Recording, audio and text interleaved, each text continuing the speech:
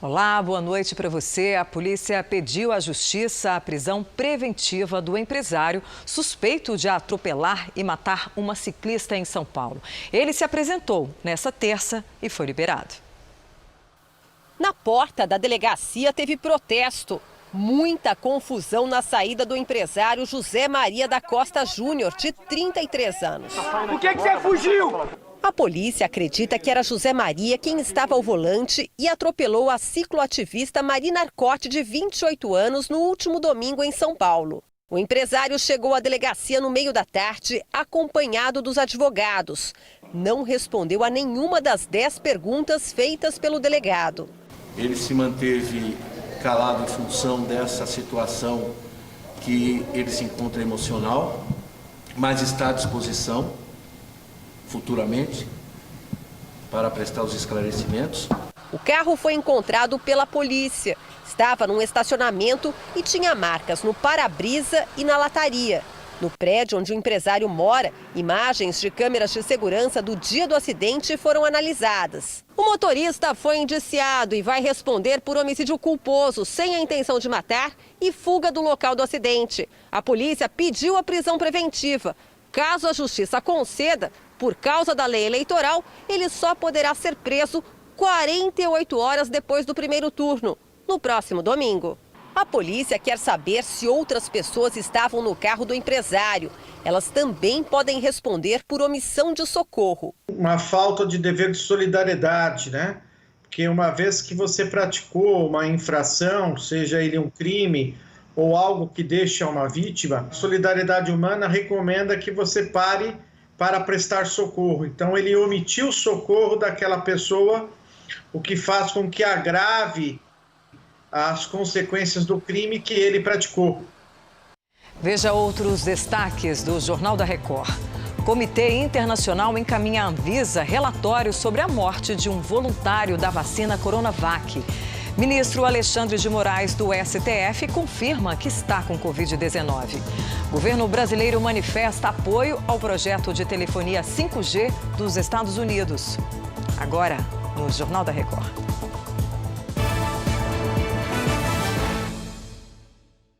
Oferecimento Bradesco. Pague, receba e transfira grátis no Pix.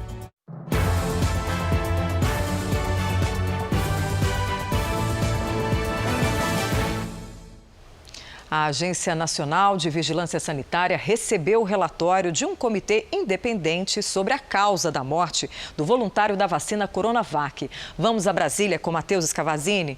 Oi, Matheus. Boa noite para você. Boa noite, Patrícia. O relatório do comitê vai auxiliar a decisão da Anvisa de liberar ou não a volta dos testes com a vacina.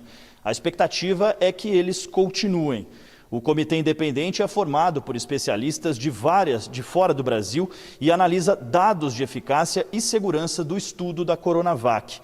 O trabalho foi suspenso na noite de segunda-feira após a morte de um voluntário. Segundo o Butantan, o caso não teve relação com a vacina. Mais cedo, a Anvisa informou que ia manter a suspensão até receber e analisar todas as informações.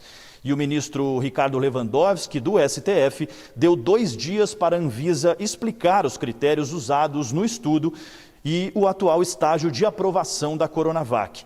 O ministro é relator de ações de partidos políticos que querem obrigar o governo federal a comprar a vacina.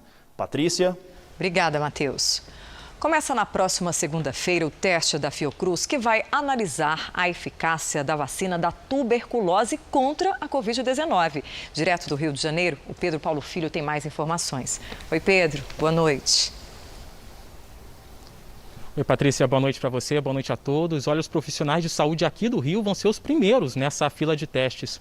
A vacina BCG, usada para prevenir a tuberculose na infância, também é reconhecida por gerar proteção contra outras infecções. E estudos sugeriram que a BCG poderia oferecer proteção também contra o coronavírus. A Fiocruz precisa de 1.000 voluntários e já abriu o cadastro para testagem. No total, o estudo vai vacinar 10.000 voluntários na Austrália, Reino Unido, Holanda e Espanha, além aqui do Brasil. Esse projeto é liderado por um pesquisador australiano e financiado pelo Instituto Bill e Melinda Gates. Patrícia. Obrigada, Pedro. 2 grandes hospitais privados de São Paulo registraram aumento de internações por causa da Covid-19. A Giovana Rizardo tem os detalhes. Boa noite. Por que isso aconteceu? Oi, Patrícia. Boa noite para você. Boa noite a todos. No HCOR, o número de internações por Covid-19 subiu de 17 em 20 de outubro para 30 em 31 de outubro. Em novembro, nos 3 primeiros dias do mês, essa taxa foi superior a 30 pacientes internados e nunca menos de 20. Situação parecida no Sírio-Libanês. Por lá, 120 internações por Covid-19 aconteceram neste mês. Esse número não era alcançado desde abril. 36 deles estão em leitos de UTI. O contraste com esses dados é que, segundo o Imperial College de Londres, a taxa de transmissão da Covid-19 no Brasil passou de 0,93% na semana passada para 0,68% nesta semana. Isso significa, Patrícia, que 100 pessoas infectadas podem transmitir o vírus para menos de 70 pessoas. Uma curva decrescente de contaminação. Patrícia. Obrigada, Giovana. O ministro Alexandre de Moraes, do Supremo Tribunal Federal, informou agora à noite que está com a Covid-19. Ele permanece assintomático e é monitorado pelo infectologista Davi Wippe. Durante o isolamento, o ministro vai manter as atividades profissionais direto de casa, em São Paulo.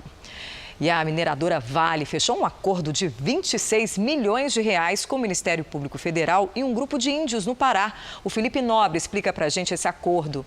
Oi, Felipe. Boa noite. Boa noite, Patrícia. É sobre uma ação que teve início em 2012 por conta de irregularidades no licenciamento e graves danos ambientais causados pela mineradora Onça Puma, que é uma subsidiária da Vale. Estudos feitos pelo Ministério Público apontam a contaminação do rio Cateté aqui no Pará. Os metais pesados teriam causado impactos em terras indígenas. Com isso, índios das etnias Xicrim e Caiapó que vivem na região onde a mineradora atua serão os indenizados. Com o pagamento, a Vale conseguiu a suspensão do processo judicial contra a mineradora por 1 ano. Patrícia. Bom descanso, Felipe. Obrigada. A Polícia Rodoviária Federal prendeu no interior de Minas um ex-tesoureiro suspeito de desviar 700 mil reais. E quem conta essa história aí pra gente é a Virgínia Nalon. Virgínia, boa noite. Oi, Patrícia, boa noite para você. Adair Lucas era procurado pela Justiça pelo crime de peculato por suposto desvio de verba da Câmara da cidade de Itarana, no Espírito Santo. Ele foi abordado pelos policiais na região de João Molevade. Dentro do carro foram encontrados 27 mil reais. Adair não soube explicar a origem do dinheiro, nem tampouco o motivo pelo qual transportava essa quantia. Segundo a polícia, já havia um mandado de prisão contra ele. Patrícia. Obrigada, Virgínia. O governo brasileiro demonstrou apoio à iniciativa Clean Network, lançada pelos Estados Unidos. Voltamos a Brasília com Matheus Escavazini. Que iniciativa é essa, hein, Matheus? Explica pra gente. Patrícia, Clean Network, ou Rede Limpa em português, é uma iniciativa diplomática do governo norte-americano para convencer países a banir de suas redes de telecomunicações fornecedores não confiáveis. Esse apoio foi declarado pelo embaixador Pedro Miguel da Costa e Silva, secretário de Negociações Bilaterais para as Américas do Ministério das Relações Exteriores. Ainda não quer dizer que o Brasil tenha assinado o acordo, mas que concorda com os princípios da proposta. A declaração foi dada após o encontro de um representante do governo americano com o chanceler Ernesto Araújo. Segundo o governo americano, 90% dos países da OCDE e da União Europeia apoiam a iniciativa. Os americanos pressionam os países a não fecharem acordos para a rede 5G com a empresa chinesa Huawei. O leilão do Brasil será no ano que vem. Patrícia. Obrigada, Matheus. Bom descanso.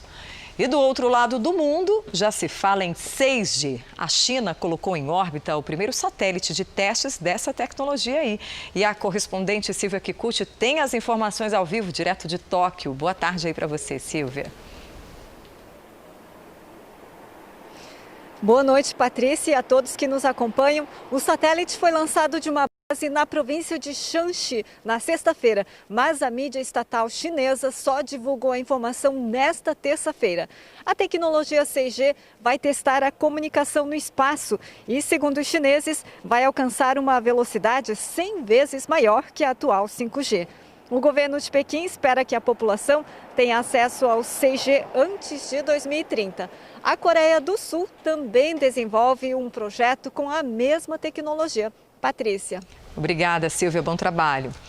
A Suprema Corte dos Estados Unidos ouviu, nesta terça-feira, argumentos do Partido Republicano para invalidar o programa de saúde lançado pelo ex-presidente Barack Obama. A correspondente Evelyn Bastos tem os detalhes.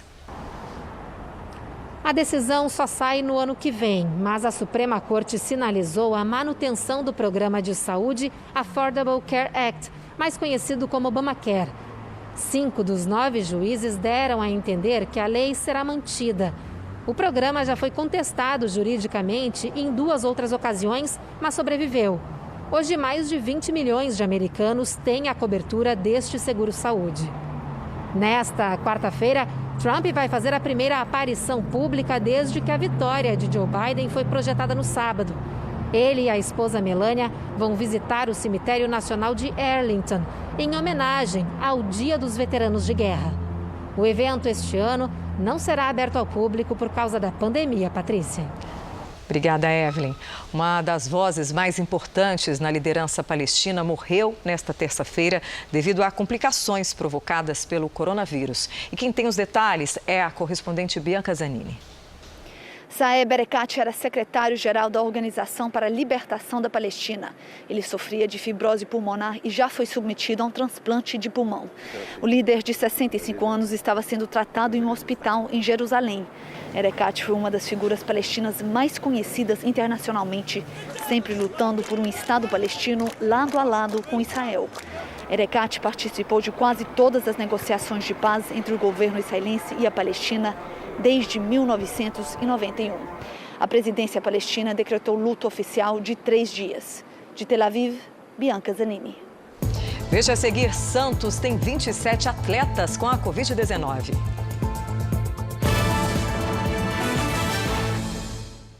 Segunda-feira começa a valer o Pix, novo meio de pagamento rápido que promete facilitar e baratear as transações. Quase 30 milhões de pessoas e 1,5 milhão de empresas já se cadastraram.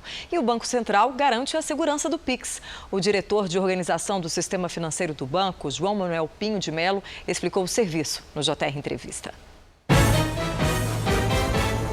Para quem já usa, por exemplo, o aplicativo do banco, o Pix é como se fosse uma transferência que você faz hoje. Como vai funcionar? Então, imagine o seguinte, Alessandro, você cadastrou o seu telefone celular. Eu aperto fazer um Pix, ele vai nos meus contatos, vai reconhecer, e coloco a AL, ele provavelmente já vai te reconhecer, eu aperto em Alessandro, aperto no número do teu telefone celular, é como mandar um zap. Só que eu aperto fazer um Pix, vamos dizer, R$100. Antes, ele vai jogar o seu nome, as suas informações, eu tenho que ler e confirmar, evidentemente, porque as pessoas às vezes pensam, não, mas é instantâneo, se eu errar. Não, vem uma tela de confirmação antes. Assim como é para fazer uma transferência hoje. Uma tela de confirmação, você aperta o confirmar, como é feito hoje. Em vários bancos, a hora que você aperta o confirmar, você vai colocar a sua senha, ou ainda tem que ser reconhecido facialmente, como é hoje. Foram os técnicos do Banco Central que criaram todo o sistema? Os técnicos do Banco Central em cooperação, que a gente chama em cocriação com as empresas. E até voltando para o tema de segurança, que é importante, eu quero tranquilizar a população que a gente tem uma enorme confiança na segurança do Pix. No futebol, o Santos anunciou há pouco que os times masculino e feminino tiveram vários casos positivos de coronavírus nesta terça-feira. Os atletas do Santos foram testados na chegada ao centro de treinamento do clube. 10 jogadores e 6 integrantes da comissão técnica do time testaram positivo, o que fez a direção cancelar o treino durante a tarde. O técnico Cuca, que teve sintomas da Covid-19, continua internado. Já entre as mulheres, 17 jogadoras das Sereias da Vila, além de 5 integrantes da comissão, também estão com a doença. Agora veja essa que vem da Geórgia, nos Estados Unidos. Uma imagem espetacular que marcou o torneio Masters de golfe nesta terça-feira. O jogador espanhol John Han deu uma atacada aparentemente errada no lago. Mas, em vez de a bolinha afundar, bateu 3 vezes na água e foi em direção ao campo. Não bastasse isso, ainda fez uma curva incrível e caiu direto no buraco. Para a alegria de John, que completou 26 anos nessa terça-feira. Um presente de aniversário inesquecível. Sorte e talento, né? E essa edição do Jornal da Record termina aqui. Outras informações no Fala Brasil. Não perca às 8h30 da manhã. Uma excelente noite para você.